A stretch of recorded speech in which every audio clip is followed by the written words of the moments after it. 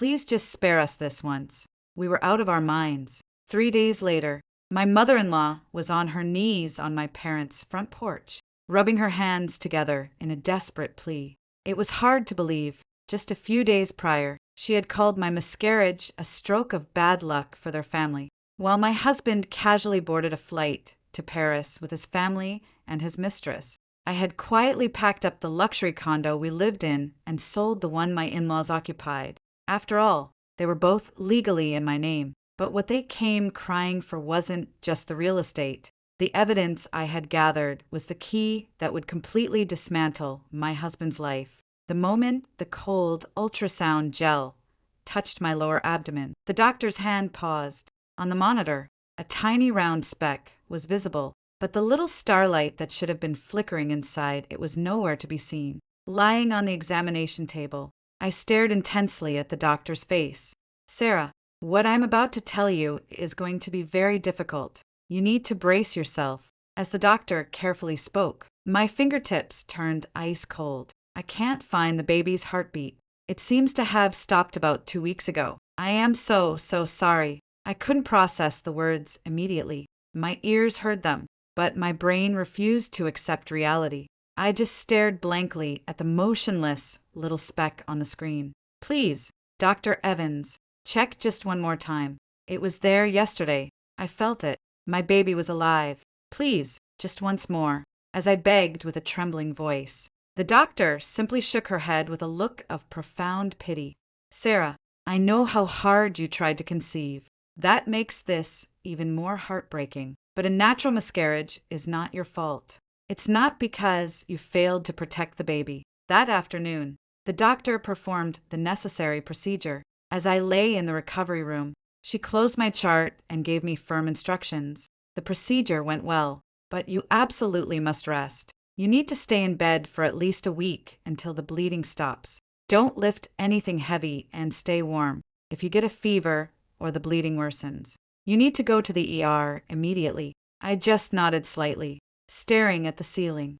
Every word she said merely drifted past my ears. Stepping out of the clinic, I collapsed onto a bench in the empty hallway. The purse I had been clutching slipped from my fingers and hit the floor, spilling a tiny hand-knitted white newborn onesie onto the cold tiles. I had stayed up late ironing it just the night before. I slowly picked it up and pressed it tightly against my chest. The trembling hands I had every time I took a pregnancy test over the past 10 years, and the tears I had shed just to see those 2 pink lines. It felt like all of it had vanished into thin air in an instant. Leaving the hospital, I hailed a cab, but I sat in the back seat in a daysaze, unsure of where to go. "Where to?" "Ma'am, are you all right?"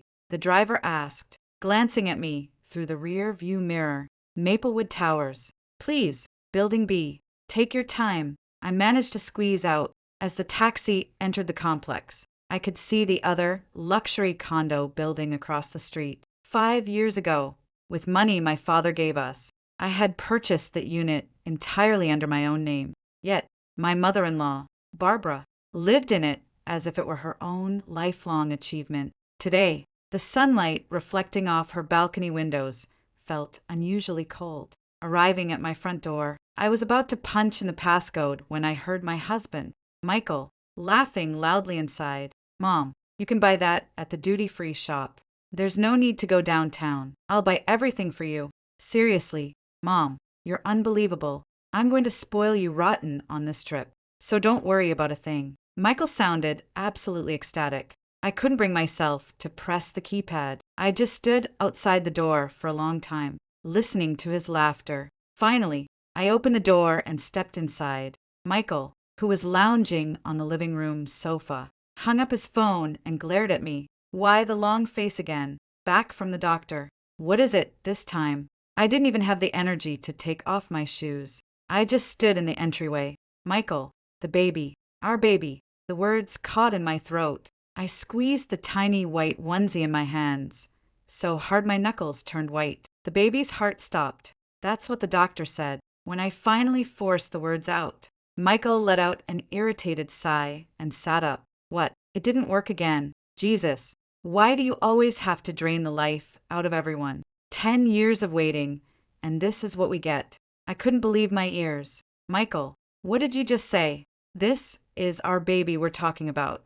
Watch your mouth. You think this is the first time your body has failed. 10 years of marriage. You can barely get pregnant. And when you finally do, you can't even hold on to it. What more do you want me to do? Have the baby for you. Michael ran a hand roughly through his hair and scoffed. Michael, the doctor explicitly told me today that it wasn't my fault. What I need right now isn't your criticism. I need enough. Drop it. I have a massive headache. Work is a mountain of stress. And the second I come home, it's your tears, your hospital visits, your issues. I am sick of it. Give me room to breathe. Michael shouted, turning his back and heading toward the master bedroom. Michael, I'm not trying to fight. Just hold me. Just for today. Please be on my side. I reached out a trembling hand, but he didn't even look back. He slammed the bedroom door shut. The sound of that door slamming drove a nail right through my heart. I collapsed onto the entryway floor, burying my face in the little onesie. I sat there for a long time, unable to even make a sound, my shoulders shaking violently as the ticking of the living room clock echoed through the empty house. The next morning, the doorbell rang, forcing me to drag my heavy body up. I hadn't slept a wink. My eyes were swollen and my lips were cracked and dry. As the lock clicked open, my mother-in-law, Barbara, and my sister-in-law, Chloe, marched in as if they owned the place. Oh my lord, look at the state of this house. Are you just giving up on cleaning? I can't tell if this is a home or a storage unit. My poor Michael, having to eat and sleep in a dump like this. Barbara clicked her tongue, scanning the living room before dropping into a dining chair. She picked up a glass of stale water I had left out yesterday, took a sip and grimaced.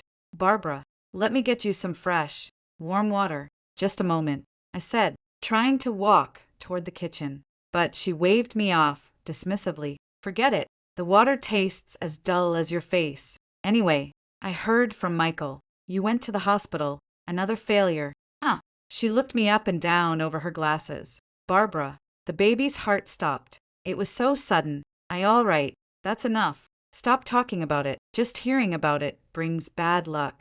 I didn't come here this morning to listen to depressing stories. She snapped, cutting me off completely. Barbara, I am physically and mentally exhausted right now. Please, if you could just spare me those words. I held on to the back of the dining chair to keep myself steady. Exhausted? What do you have to be exhausted about?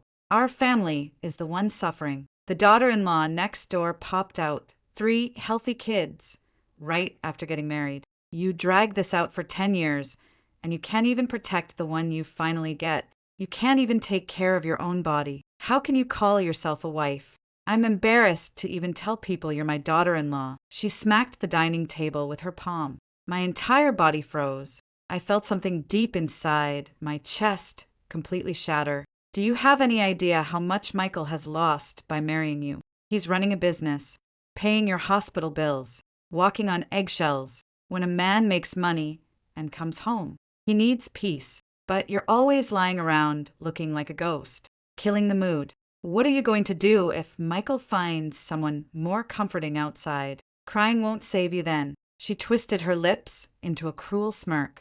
I bit my lip and looked down, tasting the metallic tang of blood in my mouth. Meanwhile, Chloe stumbled out of the guest room, looking disheveled. She held her phone in one hand and pushed her hair back with the other, flopping onto the sofa without looking up from her screen. Mom, our flight is early tomorrow morning. We have to be at O'Hare by 5:30 a.m. Did you pack the passports and cash? Sarah can pack the rest of the bags. Chloe tossed the words out, her eyes still glued to her phone. Oh my, is it tomorrow already? Goodness, I have so much to pack. Sarah, you better move fast, Barbara said, her voice instantly turning bubbly and excited. Chloe, where in Paris did you say we're staying again? We've got an amazing suite booked near the shops. Ellie, it's huge, and we've got reservations at a Michelin star restaurant. When I post these pictures, my friends are going to die of jealousy. Chloe finally looked up, grinning at her mother. Oh, it's been so long since we've had a proper luxury vacation. We need a change of scenery after all this gloomy news at home. By the way, Chloe, did you pack your brother's dress shirts? Barbara asked. My grip on the chair tightened until my fingers went numb. Barbara, I thought this trip was just for you and Chloe. Michael is. Michael is going too, I asked, my voice shaking. Barbara glared at me over her glasses and scoffed. Listen to her. Of course, he's going. Michael paid for the whole thing. Why would he be left out? Don't be ridiculous. I placed both hands neatly on the table and tried one last time. Barbara, yesterday at the hospital, you know what happened? The doctor told me I absolutely cannot overexert myself and need strict bed rest. Could you please just let Michael stay home this one time? I am so terrified to lie in this house all alone. My voice cracked on the last word. A brief silence fell over the living room, followed by the sound of Barbara slamming the table again. What kind of nonsense is this? You expect Michael to skip out on a vacation he earned after working all year and putting up with his sickly wife just to wait on you hand and foot. You're trying to ruin a trip for his mother and sister. You really are a repulsive piece of work. Barbara's voice echoed off the walls. Chloe snickered from the couch, her eyes back on her phone. Sarah, you're being so selfish. Let Michael breathe. If he stays stuck next to you, he's just going to be more stressed. I felt all the strength leave the hand gripping the chair. Somewhere deep inside me, the last fragile thread I had been holding on to snapped. The sound of it breaking was deafening, though only to me. Barbara, I'm feeling extremely dizzy. I'm going to lie down in my room. I am in no condition to pack any bags, I managed to say. Barbara waved her hand dismissively. Fine, go be dramatic and lie down. But don't think you're staying in there forever. Come out in a bit and help us pack. You're the only one who knows where Michael's socks and shirts are. If a wife is home, she should at least do that much. Instead of answering, I gave a small nod and retreated to the master bedroom. Standing before my vanity mirror, the woman looking back at me felt like a stranger. Dark circles shadowed her eyes, and her cheekbones were hollow, her skin anemic. Bruised shade, the woman who had been gently caressing her stomach just yesterday morning was gone. I slowly traced the glass of the mirror.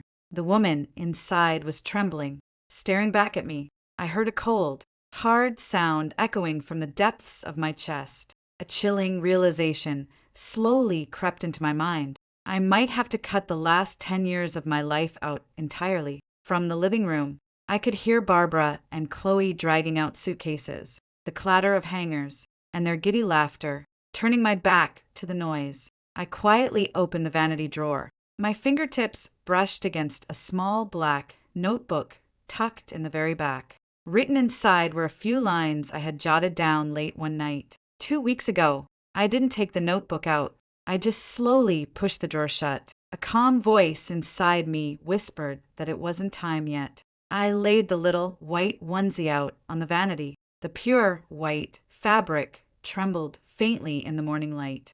I placed my palm over it and stood there for a long time. The laughter of the mother and daughter outside seemed to fade further and further away, and in that widening distance, something cold and resolute was slowly awakening inside me. Staring at the onesie, the memories of that day 2 weeks ago rushed back to my fingertips. I closed my eyes, letting myself drift back into the hazy timeline. It was a Tuesday afternoon 2 weeks ago. Leaving the OBGYN after hearing I was 2 months pregnant, I clutched a black and white ultrasound photo tightly in my hand. Staring at the little bean-sized dot, I stood in the middle of the hospital corridor, laughing and crying all at once. Suddenly, Michael's face came to mind. How happy will he be?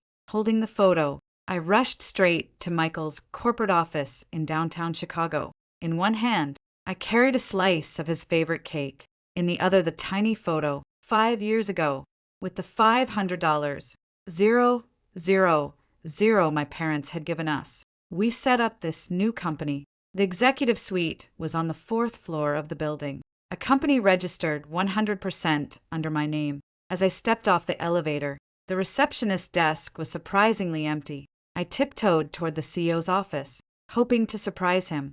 The heavy mahogany door was slightly ajar. Babe, where are we going after work? A A strange woman's nasally voice drifted through the gap. My feet froze to the carpet. Wherever my Jessica wants to go, I'll take you somewhere amazing. Michael's voice replied, dripping with an affectionate tone I hadn't heard in years. With trembling hands, I pushed the door open just a fraction more. Michael was leaning against the edge of his mahogany desk, one arm wrapped around the waist of a strange woman. She was wearing a sleek black blazer and bright red lipstick, playfully twirling Michael's tie around her finger and giggling. "Babe, what if your wife complains again?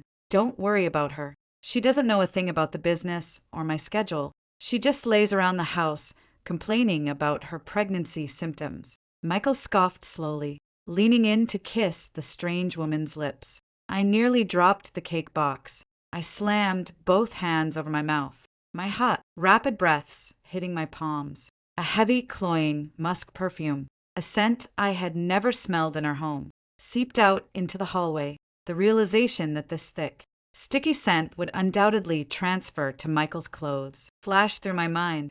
I backed away from the door, stumbling into the emergency stairwell, pushing the heavy metal door shut. I collapsed onto the cold concrete steps. The ultrasound photo slipped from my hand, fluttering down one step. I covered my mouth, letting out silent, agonizing sobs. My shoulders convulsed, and my chest felt like it was being ripped apart. But I couldn't allow myself to make a single sound. The past 10 years, the tears I shed standing by him every time his previous business ventures failed. The time I got on my knees in front of my parents to beg for their retirement savings. It all turned 6. I slowly picked up the fallen ultrasound photo and pressed it to my heart. I cupped that tiny dot with both hands, staring at it for a long time before biting my lip and standing up. Not now. If I blow this up now, I lose everything. Leaning against the stairwell wall, I meticulously went through the facts in my head. The company's 100% equity,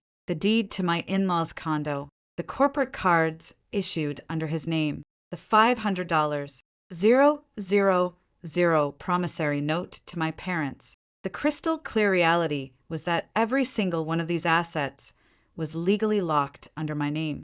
That night, I lay in bed next to Michael, his clothes faintly wry of that heavy musk perfume, but I stared at the ceiling, playing the part of the clueless wife. My chest felt like it was being pierced by an awl, but I never once turned my head toward him. "Michael, anything interesting happened at work today?" I asked in my usual tone. He pulled the covers up, sounding completely disinterested. "Nothing special. Same old stuff." I closed my eyes. Black, toxic water seemed to be rising in my chest, but I didn't let my expression falter for a second. From that day on, I never once mentioned the office incident to Michael. I endured the agonizing pain in my chest every night, playing the role of the sick wife suffering from severe morning sickness. 2 weeks passed like that until yesterday morning when I was told my little starlight had stopped shining. I had been carrying the unbearable weight of his infidelity, compounded now by the crushing grief of a miscarriage.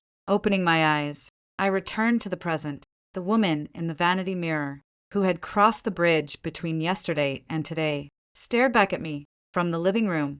Chloe's excited voice rang out again. "Mom, my new sister-in-law says we have to take photos at the Eiffel Tower." I couldn't believe the words I was hearing. I pressed my hand against the bedroom door. "New sister-in-law? Chloe, who are you calling your sister-in-law now?" Barbara giggled back. "Mom, you know she's coming on this trip. The girl who helps out Michael at the office. She treats him like a king. She really might become my new sister-in-law." My palm flattened against the wood of the door. My fingertips shook so violently I couldn't push it open. "Oh, Chloe, your new sister-in-law even buys us designer stuff without batting an eye. Our current one has lived with us for 10 years. And never even bought her mother-in-law a decent handbag." Barbara chimed in, her voice shrill with excitement. I bit my lip and rested my forehead against the door. The next morning, the in-laws and Michael were up at the crack of dawn, readying their bags for O'Hare. I left the bedroom door open a crack and watched Michael checking his reflection in the hallway mirror, adjusting the collar of his expensive charcoal trench coat. "Michael, have a safe trip. I forced out. He glanced at me through the mirror and replied gruffly, "Take care of yourself. Mom's going to come over and check on you in a few days," as he pulled his luggage toward the door. That heavy musk scent I had smelled in his office 2 weeks ago wafted off his coat, suppressing the sting in my nose. I muttered softly to his back, "Be careful." Barbara walked out wearing a brand new Chanel bag, humming a tune while Chloe was glued to her phone, giggling wildly. Only after the front door clicked shut did I step out into the middle of the living room. I mindlessly picked up my phone from the coffee table and opened Chloe's Instagram. A new photo had just been uploaded from the airport lounge. Chloe was linking arms with a woman in a black blazer, holding up a luxury shopping bag in her free hand. The caption read, "First trip to Paris with my new sister-in-law. Flight taking off soon." I zoomed in on the woman's face. Black blazer, red lipstick. It was the exact same face I had seen in Michael's office 2 weeks ago. Jessica. I checked Barbara's Facebook page next. A photo of her sitting in a first-class pod was posted with the caption, "My future daughter-in-law bought me this ticket. This is what real luxury feels like." I stood dead center in the living room, gripping my phone. The sound of 10 years of my life shattering into a million pieces echoed around me. The tears I had shed into the baby's onesie were no longer born of sorrow. They were calcifying into something cold, sharp, and absolute. I set the phone down and looked up at the living room wall. A massive framed photo of Michael from his CEO inauguration hung there proudly. I stared at it for a long moment, then slowly pulled the corner of my mouth up into a smirk. "All right, if that's how you want to play it." My voice echoed low in the empty house. My fingertips had stopped trembling. The small black notebook hidden deep in my vanity. The one I had stayed up writing in after running down the emergency stairs. I walked slowly back to the master bedroom and opened the drawer. Tracing the pages with my finger, I read the lines one by one. Company equity, 100% Sarah. In-laws condo sole ownership Sarah. Marital home deed sole ownership Sarah. $500K. Promissory note to dad. Corporate credit card transaction history. Every line was as sharp and clear as a blade. Closing the notebook, I stroked the white onesie one last time. A single tear fell onto the pure fabric. I wiped it away roughly with the back of my hand. The calm voice inside my chest reminded me I no longer had time to cry. Notebook in hand, I walked back out to the living room. Michael's arrogant CEO photo filled my vision again. This time, instead of rage, a memory from 5 years ago overlapped with a smug face. 5 years ago, Michael's small import-export business was on the verge of bankruptcy due to his reckless expansion. He hadn't gotten out of bed for days, and creditors were banging on our front door. At the time, I was working as a salaried accountant at a mid-sized firm. Every weekend, I sat next to Michael, pulling all-nighters, trying to organize his debt. "Michael, this isn't going to work. I'll beg my parents, just this once," I had said. Michael had grabbed my hands like I was tossing him a lifeline. "Sarah, seriously, if you help me just this once, I will spend the rest of my life paying you back." That evening, I got on my knees in my parents' living room. "Dad, Mom, I'm so sorry. Please just help us this one time."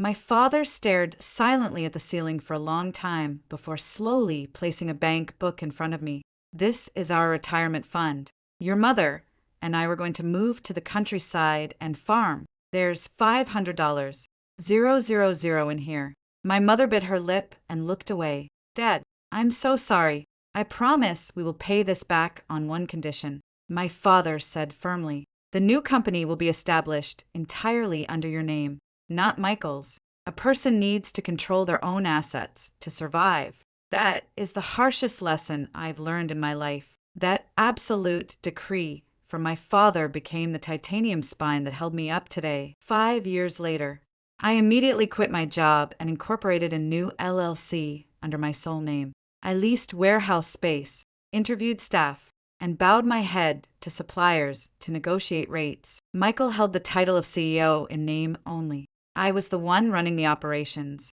handling the logistics, and sweating on the ground. I put a cot in my office and worked overnight, constantly up at 5:00 a.m. to check the warehouse, skipping lunch to visit clients, staying until 11 p.m., drafting proposals. Within 3 years, the company hit $5 million in annual revenue and stabilized. But as the company grew, Michael's attitude changed. One day, a brand new Mercedes S-Class, leased under the company, appeared in the parking lot. "Michael, what is this?" I asked, stunned. He just shrugged. "The CEO needs to drive something like this. It's about projecting an image to the clients." I was too exhausted from running the actual business to fight him on it. Michael started spending his weekends at expensive golf courses with suppliers while neglecting actual operations. He'd brag at every networking dinner, "I've got a real knack for business. We hit $5 million last year. I built this place from the ground up." I would sit beside him, biting my lip, nursing my drink. I couldn't interrupt him in front of our clients because I was buried in the financial and operational grit. I had only ever checked the aggregate totals of Michael's corporate card usage each quarter. I'd see a line item like Michael Card Q1, $60, 000, file it away, and go back to work until I witnessed that kiss in his office. I had never scrutinized the itemized statements. Returning to the present, I took the CEO photo off the wall.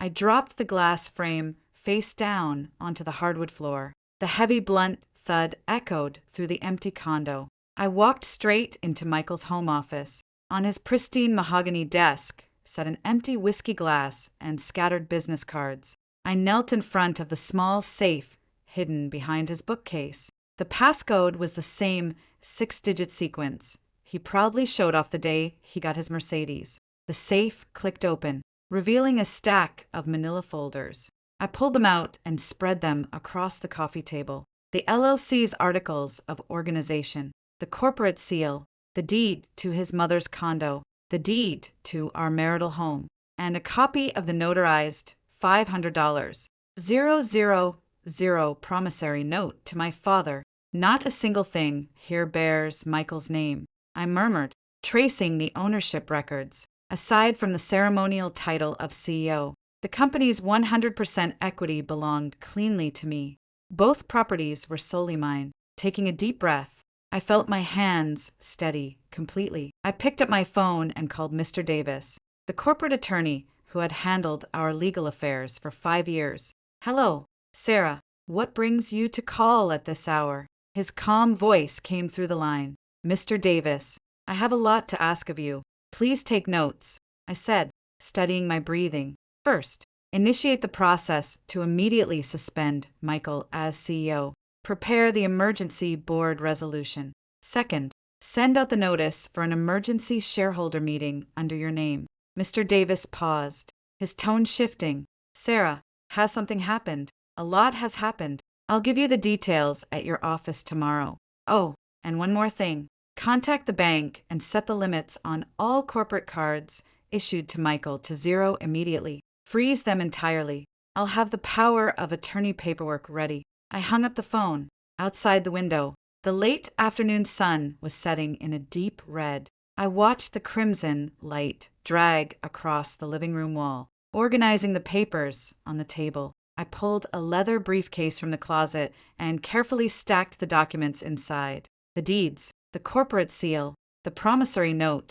With each document that went into the bag, it felt like I was meticulously dismantling the past 10 years of my life. Zipping the bag shut, I sat on the floor, resting my hands on the leather. "You survived a whole 10 years. Sarah," I whispered to myself. I stood up and walked to the vanity. I stroked the white onesie one more time. In the darkening shadows of the condo, the pristine white fabric seemed to glow. The texture of it under my fingers beat out a steady, rhythmic pulse in my chest. At the crack of dawn, I had the briefcase waiting by the door. Around 6:00 a.m., my phone buzzed with another Instagram post from Chloe. It was a picture of her and Jessica outside the duty-free shop at O'Hare, throwing up peace signs. The caption, "Boarding in 5, Paris, here we come."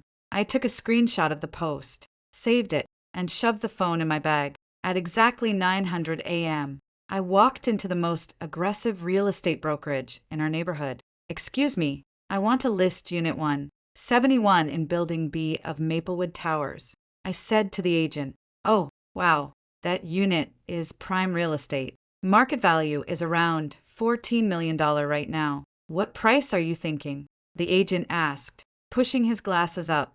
"Listed at Ukiaxila. If you can find a cash buyer in 3 days, I'll double your commission." The agent's jaw dropped. "Ma'am, at that price, I'll have a bidding war by noon. But who is on the title? It's solely in my name. I brought the deed right here. Make sure the contract specifies that the unit must be vacated upon closing." I slapped the deed onto his desk. I walked to 2 other brokerages and gave them the exact same mandate, then returned to the marital condo. Before noon, the first agent called. "Sarah, I have a buyer. They're willing to wire a $100,000 earnest money deposit right now. Closing in 3 days as requested." "Yes, proceed," I said. The moment the $100,000 hit my bank account, a cold smile tugged at my lips. At 2 p.m., a locksmith I had hired arrived at the door. "I need the digital keypad entirely replaced. Set a complex, randomized passcode for the new one," I instructed, while the locksmith tore the door apart. I paced through the condo. I opened Michael's closet. The heavy musk scent wafted off his neatly pressed dress shirts and tailored suits. I unfolded 3 massive, heavy-duty black trash bags. I began violently shoving everything inside. His suits, his brag-worthy Rolex box, his expensive fountain pens, his belts. I dragged his prized golf clubs out of the closet and piled them by the front entryway next to the bulging trash bags. When the last bag was tied, I wiped the sweat from my forehead with the back of my hand. The next morning, I arrived at the corporate office an hour earlier than usual, perhaps because I was overexerting myself. A dull, heavy ache pulsed in my lower abdomen, just as the doctor had warned. I pressed my hand against it for a moment, then kept walking. I headed straight to the 4th floor conference room, bypassing the CEO suite. Mr. Davis and the head accountant, Mr. Sterling, were already waiting with stacks of files. "Sarah, everything you asked for is ready. We should call in the head of security first," Mr. Davis said grimly. I buzzed the head of security. "Mark, as of today, revoke all access for CEO Michael, disable his ID badge, his parking pass, and remove his biometrics from the lobby gates, the executive floor, and the warehouse, every single access point." Mark swallowed hard. "Sarah, are you sure about this? The emergency board resolution will be formally served shortly. We are locking him out proactively. If he tries to enter, have your team stop him. Pack up his personal desk items in a cardboard box." Mark wiped his forehead and hurried out.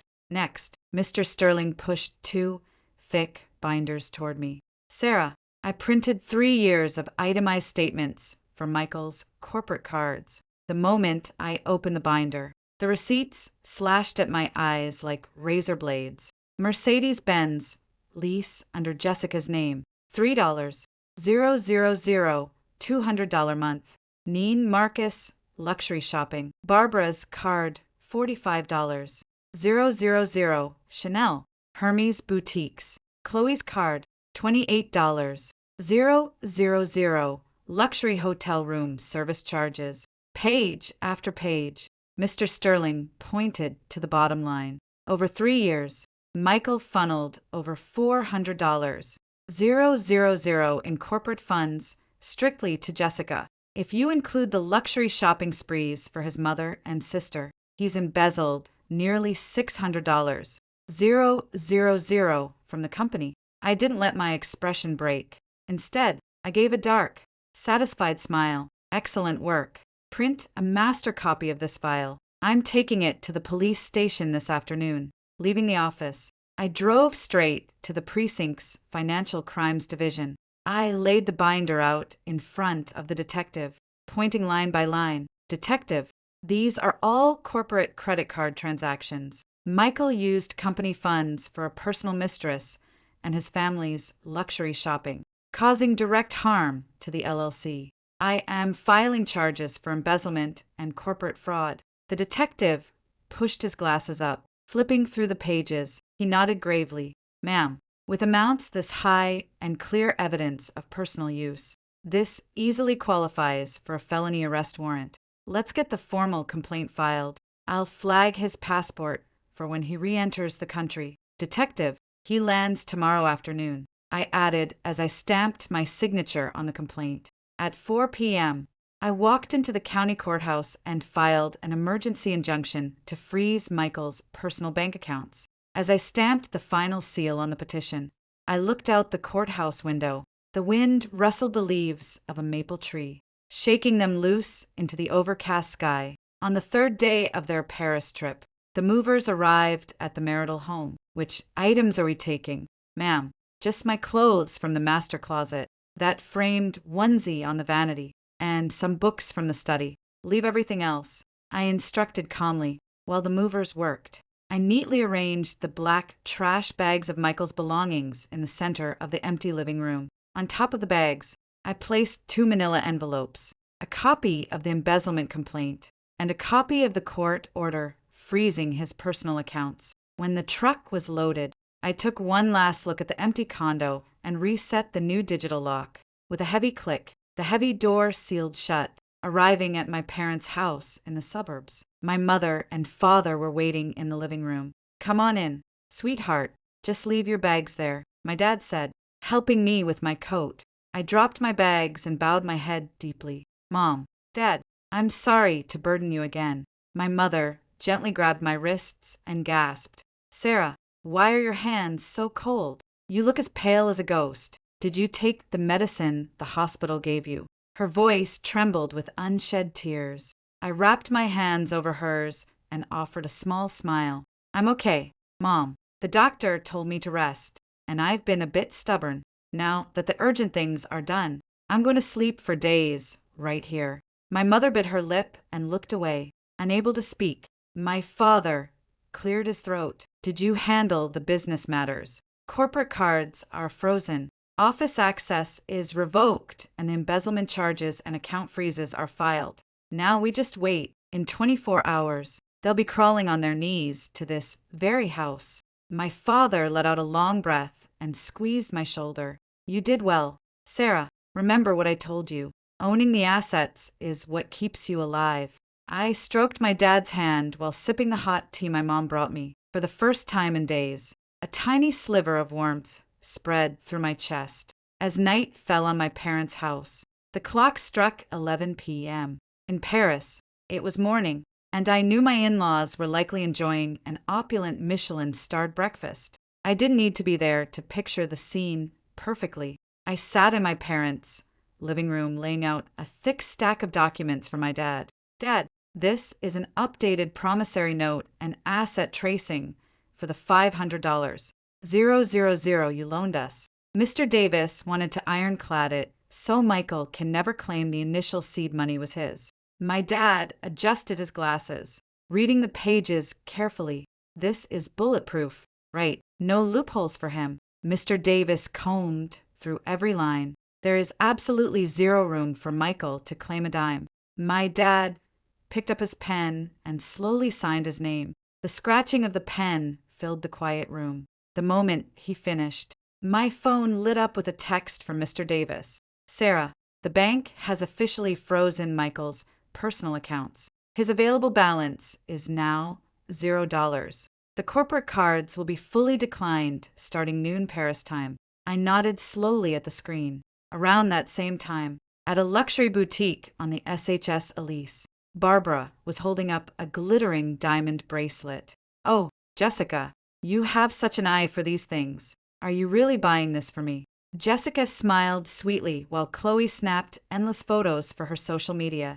Michael stepped up to the counter at the Ritz to settle the $3.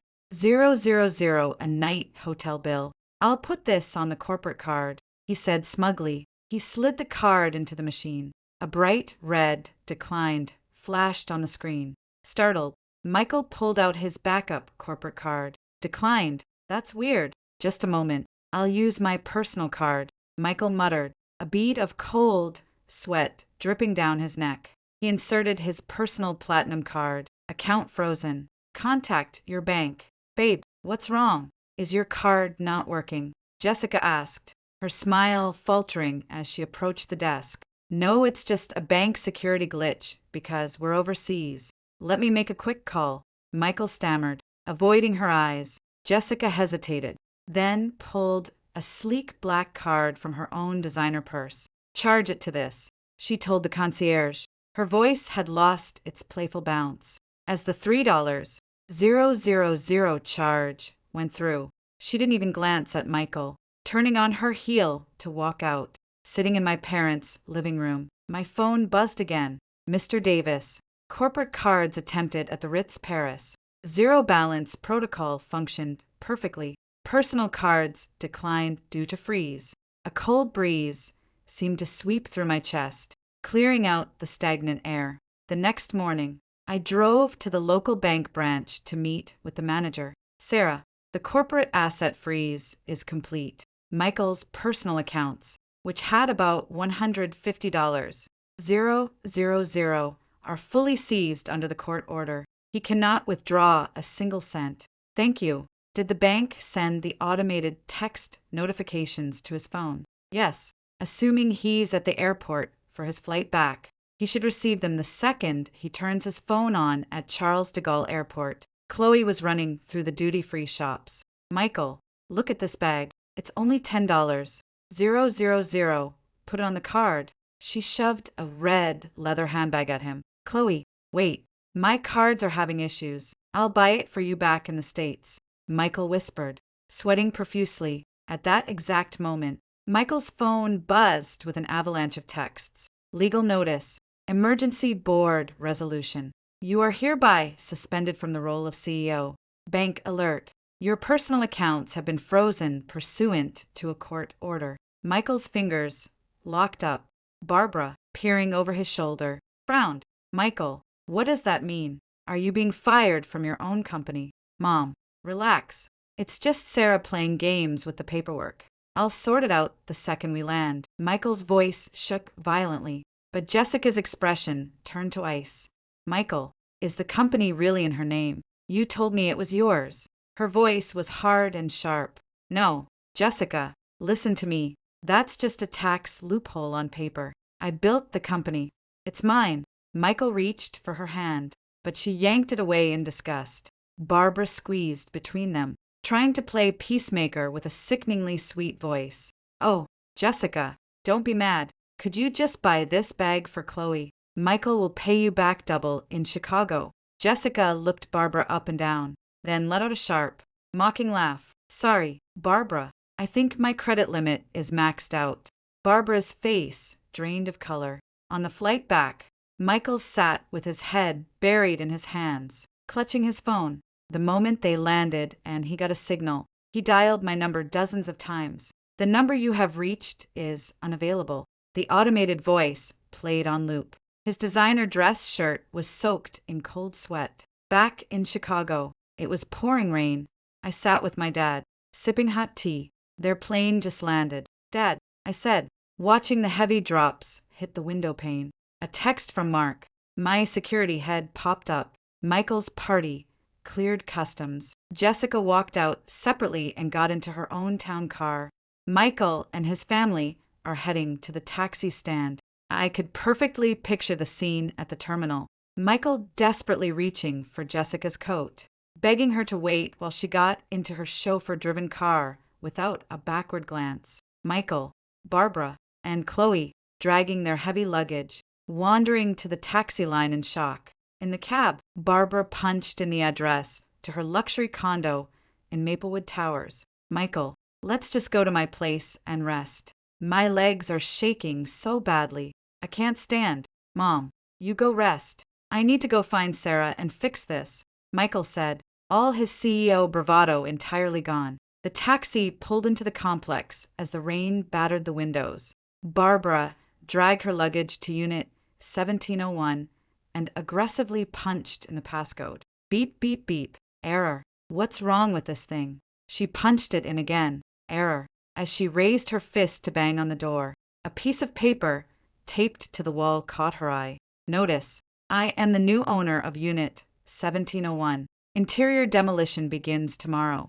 Please excuse the noise. Barbara's hands shook as she read the paper.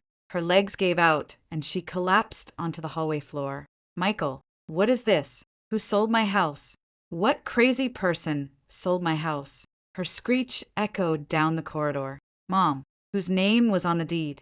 Chloe asked, pointing a trembling finger at the notice. It was in Sarah's name, but that doesn't matter. It's my house, Barbara wailed, tears streaming down her face. Michael bit his lips so hard it bled.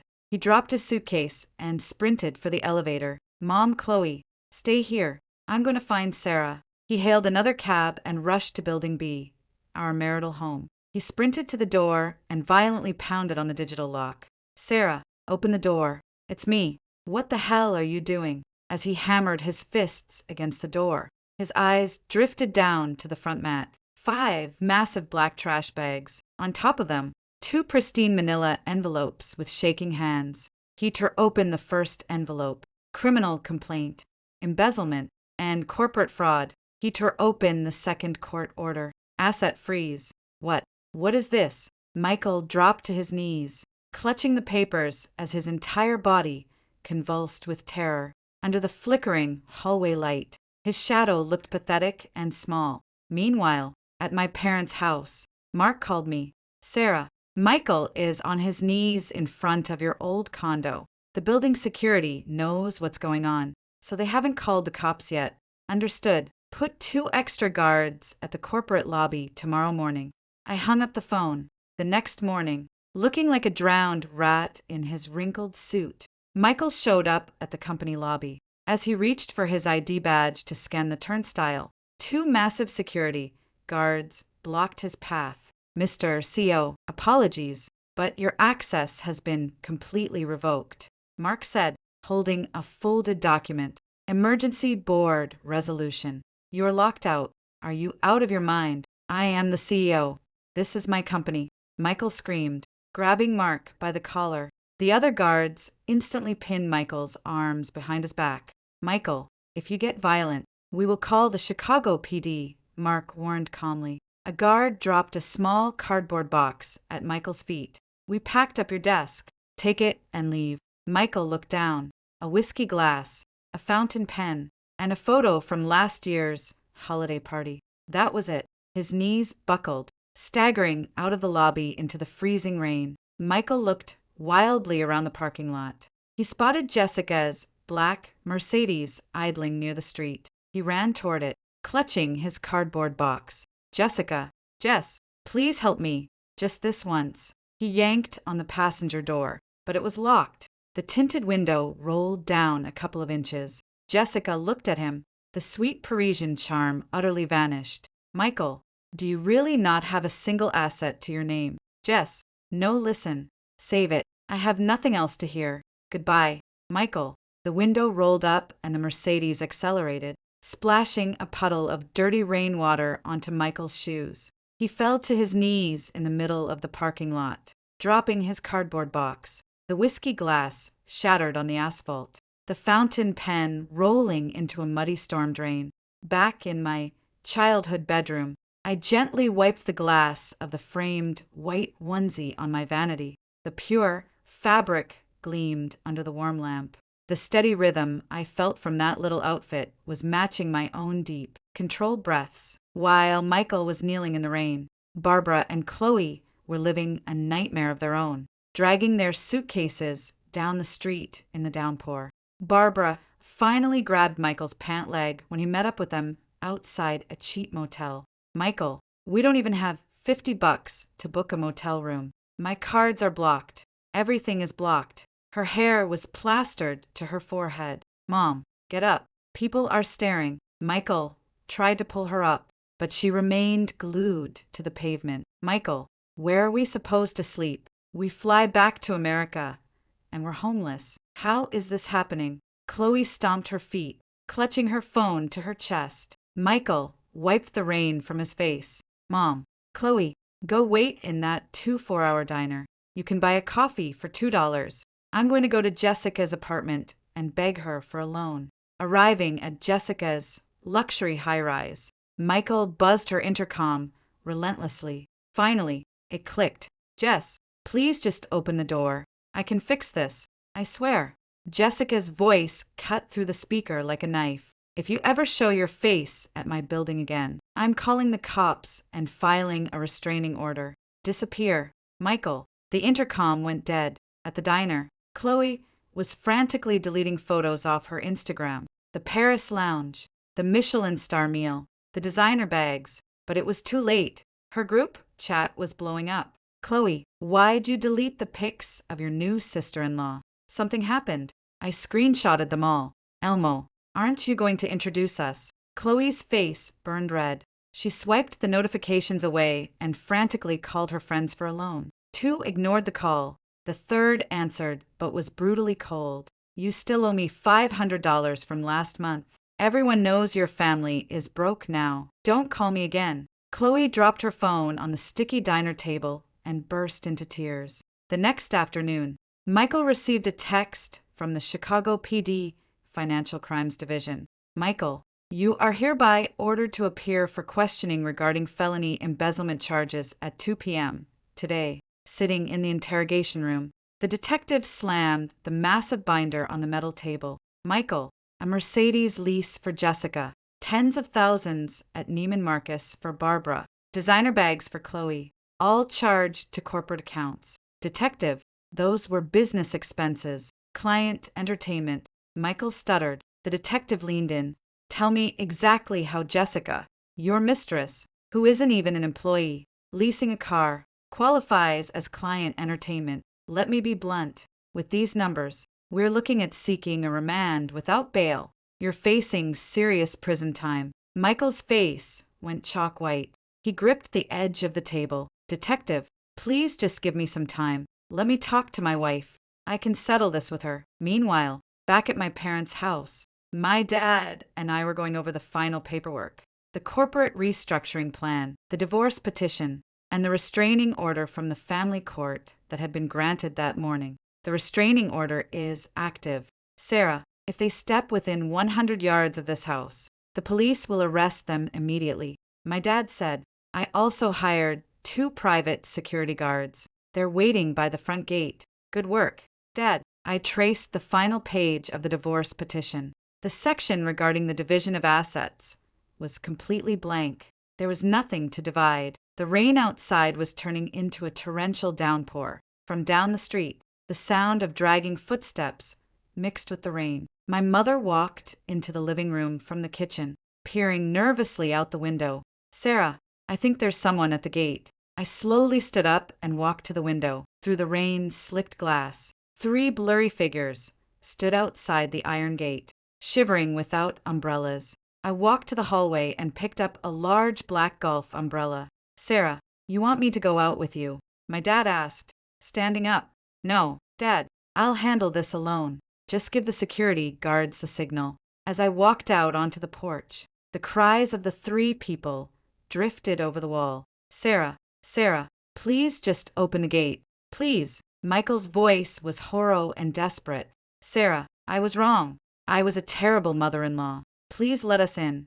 Barbara wailed, sobbing uncontrollably. Sarah, I'm so sorry. I'm a horrible person. Chloe chimed in, making it a pathetic choir of misery in the rain.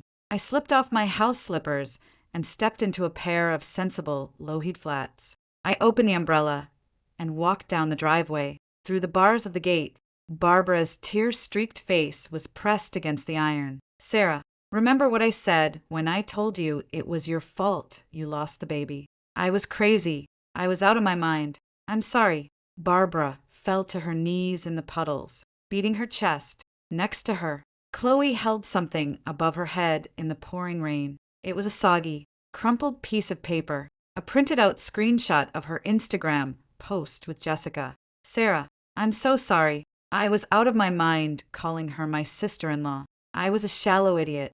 Please forgive me. The ink on the paper bled and ran down her wrists. I pushed the iron gate open just a few inches. The moment it creaked, Michael threw himself onto the wet pavement, reaching for the tips of my shoes.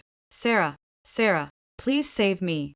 I was wrong. I was so wrong. Please. His fingers grazed the leather of my flats. I took one slow step backward, calmly, kicking his hand away. Take your hands off me, Michael. For the first time in my life, my voice held absolute freezing authority. Michael's face went completely pale. From inside my coat, I pulled out a stack of manila envelopes. I dropped them one by one into the puddles at his feet.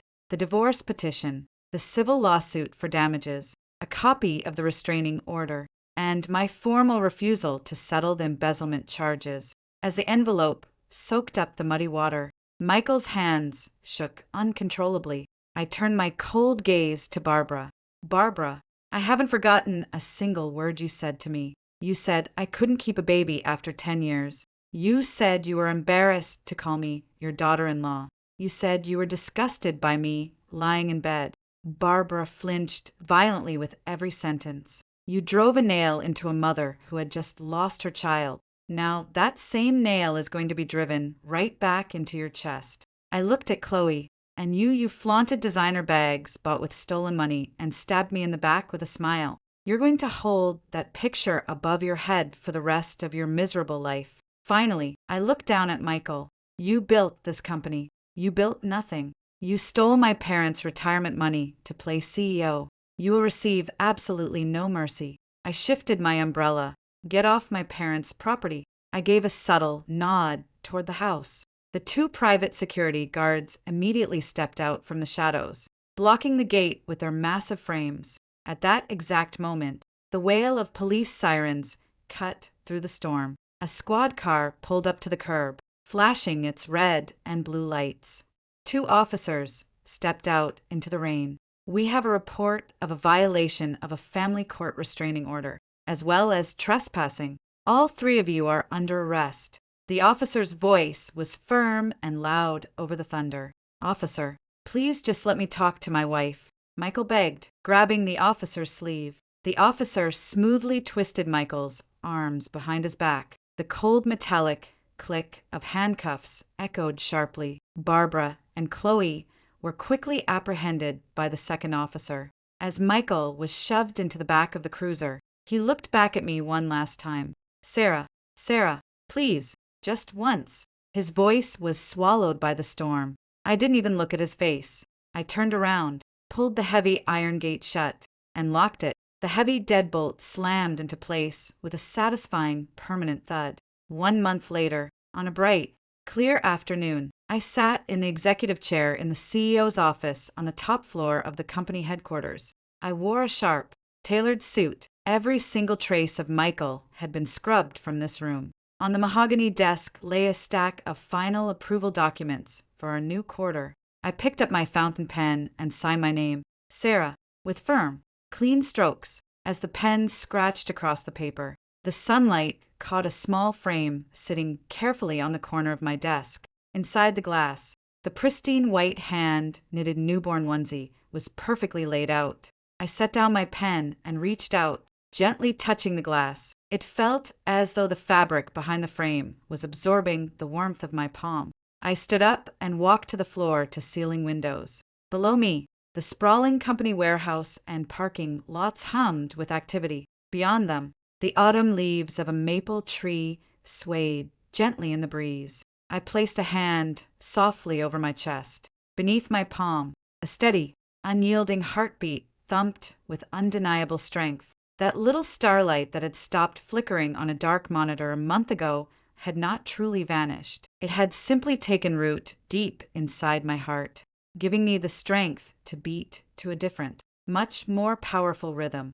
Staring at my reflection in the glass, a slow, gentle smile spread across my face. There are people in this world who endure in silence, and there are those who trample on that endurance. But the time you spend living with genuine, honest effort never truly disappears. What I protected wasn't just money or a company. It was the unshakable dignity of a human being who refused to be broken. To everyone out there carrying hidden grief, quietly enduring your days, please remember that the time you've spent fighting is never in vain. Wherever there is endurance, the light eventually breaks through.